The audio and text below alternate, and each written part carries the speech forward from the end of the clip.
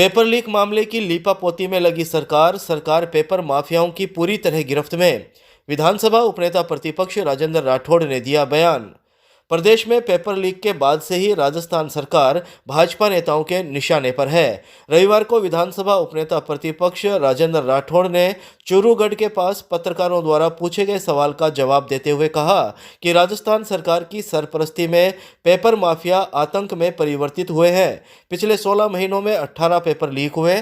400 करोड़ का शुल्क परीक्षार्थियों ने आवेदन शुल्क के रूप में दिया है। जोधपुर में पेपर के 3 घंटे पहले हुई घटना की अब लीपापोती की जा रही है। उन्होंने कहा कि ऐसी कोई भी परीक्षा नहीं रही होगी जो संदेह के घेरे में ना हो। एंटी चीटिंग बिल के जरिए यदि पेपर माफियाओं की संपत्ति को जब्त किया जाता, उनकी संस्थाओं की मान्यता रद्द की जाती और उन पर 10 करोड़ तक का जुर्माना लगाया जाता तो शायद इस पर कुछ अंकुश लगता।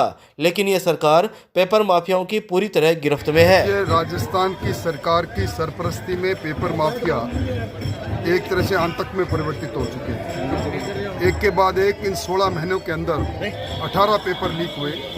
400 करोड़ रुपए का शुल्क परीक्षार्थियों ने सिर्फ परीक्षा में आवेदन पत्र पर दिया। जोधपुर की घटना पेपर से 3 घंटे पहले की घटना और उसके बाद अब उसकी लिपापोती की जा रही है।